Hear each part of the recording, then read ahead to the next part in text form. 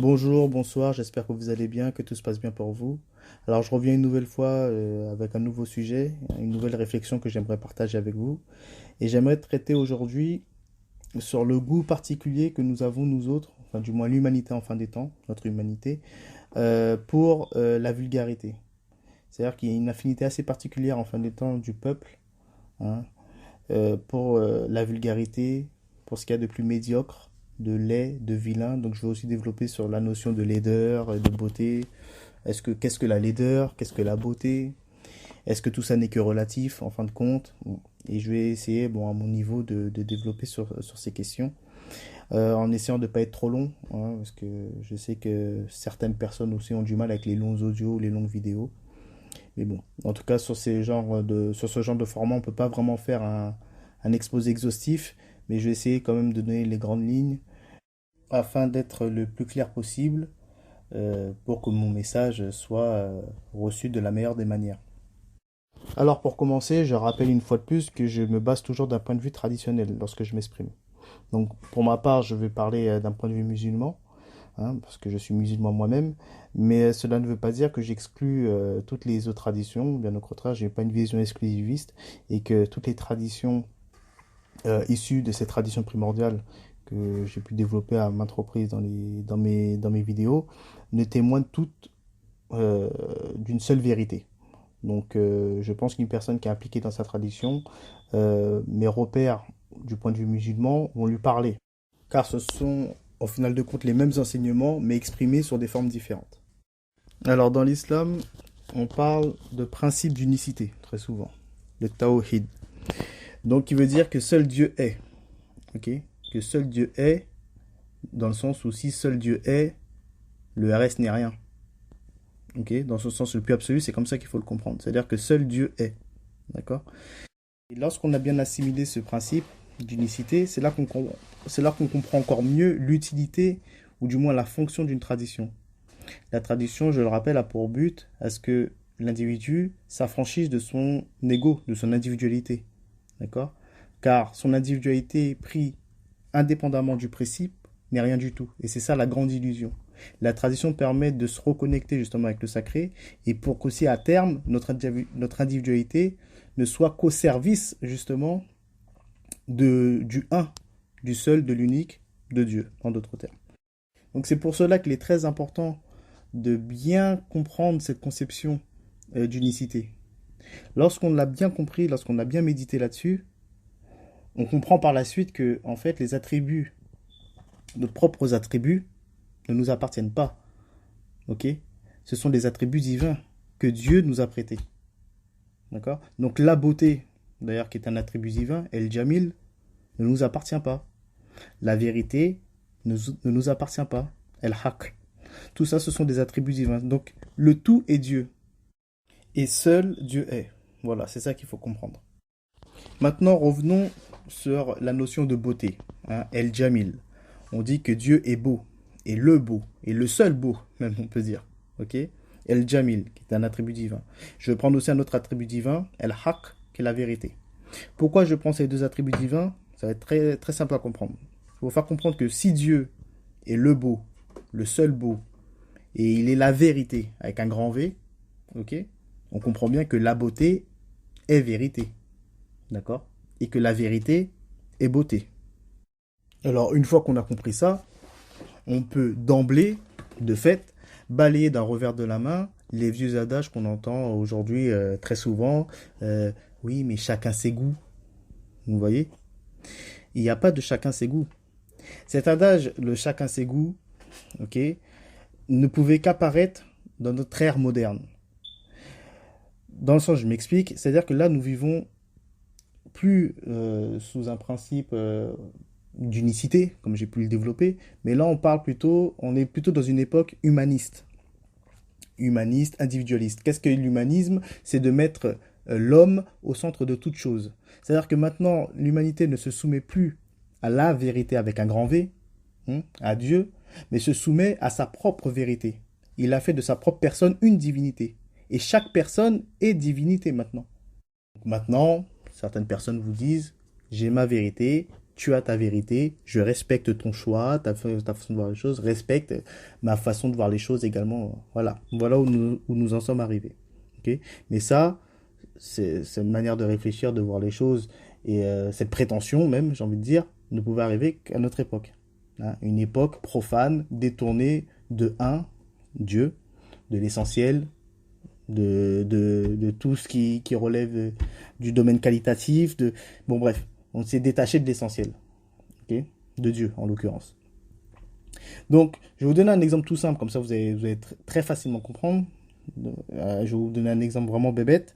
Si demain je vous fabrique, je sais pas moi, une petite mode de terre, hein, avec trois petits bâtons, et je vous compare ça aux pyramides, hein, je vous dis qu'est-ce qui est le plus beau, vous n'allez pas me sortir chacun ses goûts. Hein. Il y a quand même une vérité. Vous voyez bien que bon, euh, hein, donc qui prouve que votre adage tombe à l'eau directement. D'accord. Donc dans toute chose, il y a une vérité.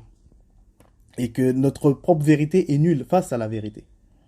Bon, maintenant que cela a été dit, je vais parler assez rapidement des civilisations traditionnelles.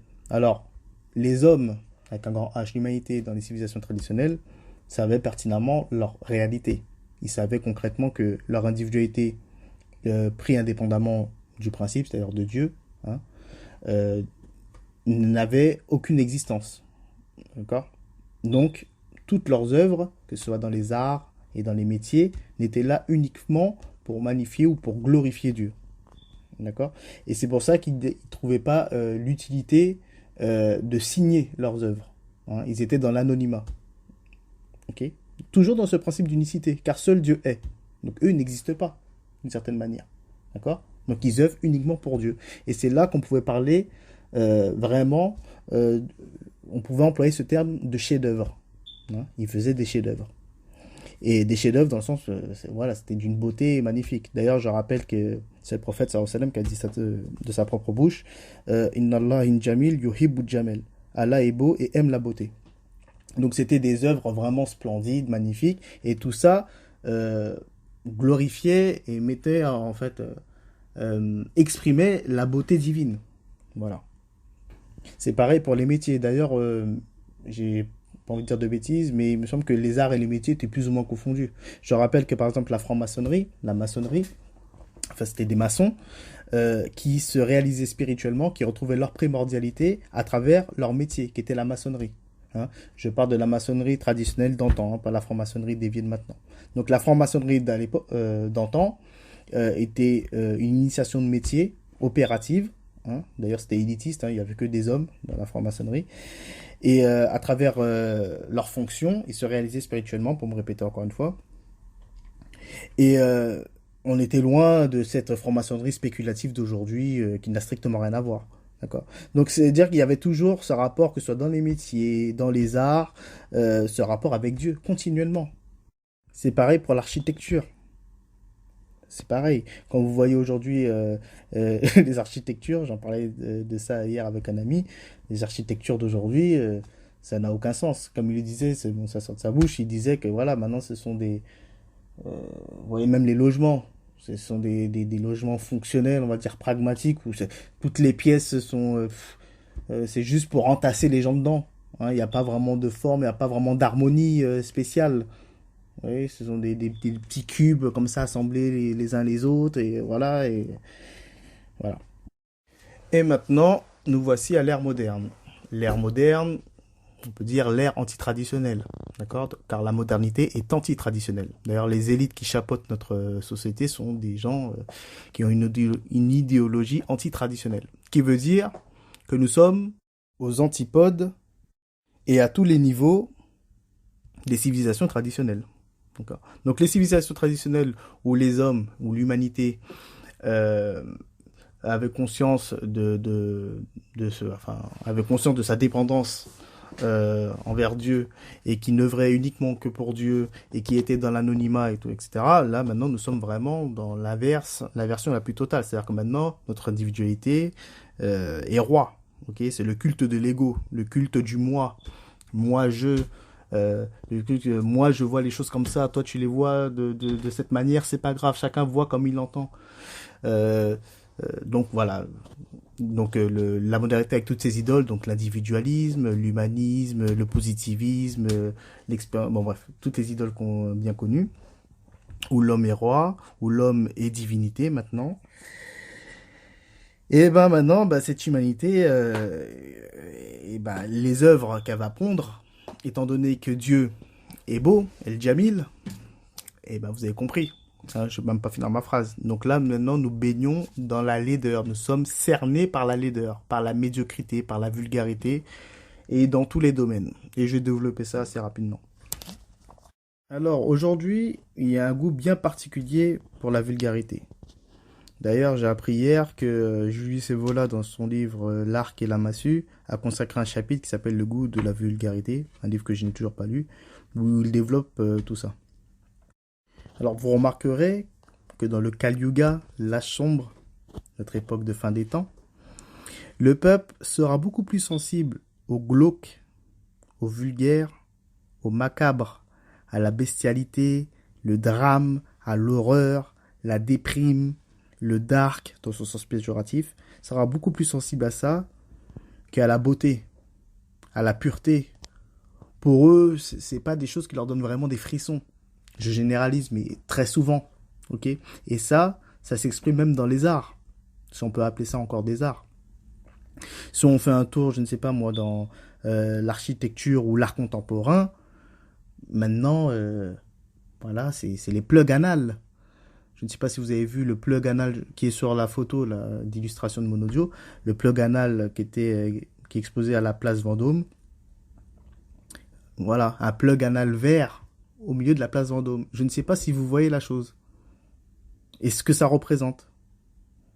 Plein d'autres exemples. Hein. Bon, tout à l'heure, j'ai parlé rapidement de l'architecture moderne. Maintenant, on peut parler aussi comment dire, du cinéma. Maintenant, les films qui vont donner le plus de sensations au public, ce sont les films d'horreur, les films durs, les films, enfin, les gros thrillers, les drames, vous voyez, les grands noms du cinéma. Bon, ça va déplaire à un très bon ami, sont Pasolini, Lars von Trier, en France Gaspard Noé, aussi Stanley Kubrick. Je ne mets pas du tout en cause leur talent, hein, parce que ce sont apparemment des grands virtuoses du cinéma. Techniquement, bon, ils font des prouesses assez énormes. Mais ce qu'ils vont développer, les scènes qu'ils vont mettre en avant, l'imagerie qu'ils vont mettre en avant, on sera toujours dans le même secteur du vulgaire, du glauque, très souvent en tout cas. Pasolini a fait un film qui s'appelle Salo et les 120 journées de Sodome ou je sais pas quoi, même si bon, il y a eu pas mal d'articles qui développent sur le message véhiculé, parce que Pasolini, c'était une personnalité assez particulière qui s'est fait assassiner, bon, par des manières assez, bon, ouais, c'était assez cruel. Bref, c'était une personnalité assez complexe, bon, et qui dénonçait cette société. Bon, bref, il y avait un message très très profond au-delà de ces images vraiment très horribles. Bon, bref, c'est un film, mais c'est insoutenable. On montre des sévices, des jeunes garçons et des petites filles se faire violer, il y a de la scatophilie, bon, bref. Et tout ça, ce sont des œuvres. Lars von Trier, pareil. Gaspard Noé qui est une grande star aujourd'hui en France, qui vous fait des films, une Monica Bellucci qui se fait violer pendant 15 minutes dans un tunnel, avec une tête qui se fait écraser par un extincteur, je crois, en fin de film. Bon, ouais. Voilà. C'est des films, je mets pas encore une fois en cause la technique ni quoi que ce soit, mais vous avez compris, c'est toujours l'imagerie, le fond est mauvais. Stanley Kubrick, d'ailleurs qui était assez subversif aussi, d'une certaine manière, il a beaucoup dénoncé, surtout à la fin de sa carrière. D'ailleurs qui est mort, qui a une mort aussi assez suspecte aussi. C'est la même chose. C'est Orange Mécanique, c'est des films très forts, hein, très puissants. Mais on est toujours dans le même domaine, vous voyez. D'ailleurs, j'ai appris un film qui s'appelle Serbian Film, où il y a un homme excusez-moi, mais qui viole un nourrisson. Bon, ça va très très loin. Maintenant, ça va très très loin. C'est-à-dire que maintenant, tout, tout le génie, entre guillemets, entre gros guillemets, sera mis au service de la laideur, du macabre, du malsain. Vous m'avez compris? Si maintenant on fait un tour vers la musique, bon, c'est la même chose. Bon, que ce soit chez les caries, les dégénérés. Là, on va rester dans le rap parce que je pense que le rap, ça parle beaucoup plus Euh, enfin, ça parle à plein de monde parce que c'est pas tout le monde qui écoute du rap, pas du tout. Mais vous voyez les artistes en vogue maintenant, PNL, euh, c'est inaudible. Je suis désolé, hein. C'est inaudible. Le fond est mauvais. Il y a rien de bon. Et c'est eux qui cartonnent. Et ils cartonnent. Et le pire dans tout ça, c'est-à-dire que même les artistes Carrie, euh, les grands cinéastes et tout, etc., ils signent leurs œuvres. Hein. Je précise, si on fait le parallèle avec les sociétés et les civilisations traditionnelles dans le temps où les gens signaient pas, ils faisaient des chefs-d'œuvre au sens strict du terme. Et maintenant, les gens nous pondent des choses macabres, que ce soit bien fait ou mal fait, bien fait comme les grands cinéastes que je vous ai cités, ou mal fait comme les dégénérés de PNL, mais ça reste macabre. Vous voyez. Un truc qui en dit long aussi, c'est je l'ai déjà répété dans une autre vidéo, lorsqu'on parle des œuvres de Pasolini, ou du moins son film, particulièrement Salo et 120 journées de Sodome, là, on va la qualifier de œuvre dantesque. Pour ceux qui ne connaissent pas Dante, parce que dantesque vient du mot Dante, Dante est un Italien, un très grand spirituel, qui a écrit un livre sous forme de trilogie qui s'appelle La Divine Comédie. Il y a un livre qui se nomme L'Enfer, un autre le Purgatoire et l'autre le Paradis. Les gens, les critiques, lorsqu'ils vous parlent d'œuvres dantesques, ils associent Dante directement, uniquement, je veux dire, sur son livre qui est L'Enfer. Comme si Dante n'était uniquement cantonné que dans le domaine infernal, lugubre. Non, pas du tout. L'œuvre de la Divine Comédie, c'est une œuvre où il démontre, à travers sa prose qui est magnifique, bon bref, il n'y a qu'à le lire, où il montre tout le chemin de l'initiation, justement. Et les modernes, lorsqu'ils vous parlent de Dante, ne restent fixés uniquement sur l'enfer. Ça en dit très très très long. On peut parler aussi de Mylène Farmer. Quand j'étais petit, quand je voyais ça à la télé, ça m'angoissait, ça me mettait mal. Il y a aussi un chanteur très connu qui est... Enfin, très connu. Non, c'est pas très connu, j'avoue. Il s'appelle Hubert Félix Stieffen. Si vous prenez le temps d'écouter ses musiques et si vous méditez dessus, vous aurez des envies de suicide. Bref, j'en rigole, mais en fait, c'est triste de voir que même les talents, les gros talents, se mettent au service de ce qu'il y a de plus macabre, de lugubre. Bon. Et d'un côté, c'est tout à fait logique. C'est tout à fait logique. Il y a aussi j'ai parlé quoi de l'architecture, on peut parler même du tableau Le Cri. Bon, allez. Je grossis un peu le trait, mais en fait, très souvent, il y a cette affinité bien particulière sur le vulgaire, le macabre, la laideur, le crade, quoi, la crasse. D'ailleurs, même dans les expressions de quartier, dans les quartiers populaires, dans les banlieues, lorsqu'on fait quelque chose de bien, on dit ah, il a fait du sale. C'est de l'argot, hein. Pour ceux qui ne savent pas, qui ne connaissent pas, il a fait du sale. Sous-entendu, tu as fait quelque chose de fort. C'est très fort, tu as fait du sale. Vous voyez. L'humour. Enfin, je veux dire, maintenant, il n'y a plus rien de bon, en fait, concrètement. C'est- Honnêtement, je ne noircis pas le tableau, je pense que je le décris tel que je le vois. Maintenant, on a un président qui s'appelle Emmanuel Macron. Hein. On ne va pas développer sur lui. Bon, je crois qu'il a bon, pas besoin de parler sur lui. Hein. C'est déjà assez catastrophique. Euh, Animateur télé, Cyril Hanouna. Hein. Est-ce que vous pensez que c'est supportable, ça? Pour ceux qui regardent encore la télé, hein, j'entends. Hein. C'est pas normal. Artistes. Les artistes maintenant, alors les Américains. Bon, je ne sais pas. Honnêtement, je ne sais plus trop. En tout cas, je vois en France, parce qu'on a des petits cousins, on voit aussi les collèges et tout. Joule, c'est pas normal. Hein. PNL, Booba, ils ont tous des voix trafiquées, que des robots, il y a rien. Et le pire, c'est qu'on n'arrive même pas, les gens, quand ils vous parlent de musique ou d'art, les gens ne vous parlent pas, toujours, ils ne vous parlent pas d'un point de vue qualitatif. Hein. Lorsqu'ils parlent, par exemple, j'entends hein, des fois, quand les gens vous parlent d'un bon film, ils vont parler du nombre d'entrées. Excusez-moi, du nombre d'entrées. Hein, ils vont pas vous parler de la qualité du film. Non, non, non, du nombre d'entrées. Maintenant, c'est ça qui détermine, je veux dire, la valeur de votre œuvre. Le nombre d'entrées, le nombre de ventes de CD, le nombre de vues, le nombre. On est passé dans l'ordre quantitatif au détriment du qualitatif. Et ça s'explique très bien hein, dans notre époque libérale où tout est marchandise, tout est produit. Vous voyez Là, on est dans le quantitatif, on n'est plus dans le qualitatif. D'ailleurs, le monde s'est vidé de tout ce qu'il y a de qualitatif. Et dans tous les domaines. Les gens, c'est fou. Même pour juger une œuvre, vous attendez des arguments, ça vous parle plus pour me répéter encore une fois, du nombre de ventes, ça vous parle pas concrètement de la qualité de la chose. Bref, c'est vraiment très très compliqué. Bon, c'est une petite réflexion, donc je ne vais pas rester trop longtemps, mais toujours est-il que je reste persuadé quand même qu'il y a une certaine volonté, et je pense que les élites œuvrent pour ça, la contre-élite plutôt, œuvrent pour ça de nous éduquer au mauvais goût. Ils font en sorte de mettre en avant vraiment tout ce qu'il y a. J'ai l'impression que c'est volontaire. Vraiment toute la pollution auditive, la pollution visuelle. J'ai l'impression que vraiment il y a une volonté à ce qu'on soit qu'on prenne goût à ce qu'il y a de plus mauvais. Hein. Car je rappelle que la contre-élite qui chapeaute notre société sont des gens qui ont une idéologie bien précise. Et je ne veux pas revenir là-dessus. Je pense vraiment qu'il y a cette volonté à ce qu'on soit éduqué justement à ce qui est mauvais. Mais bon, je veux dire, il n'y a même pas vraiment besoin de nous éduquer. Étant donné que nous sommes en fin des temps, il faut bien comprendre que le chaos qui est extérieur, que l'on voit, n'est que le reflet de ce que nous sommes intérieurement. Il ne faut pas se leurrer, il faut bien comprendre ça. Donc en fait, ouais, on peut bien se dire aussi que les artistes qui nous représentent, les politiques qui nous représentent, les cinéastes qui nous représentent, les peintres, tout ce qu'on veut, bah, nous représentent. Et on le mérite bien.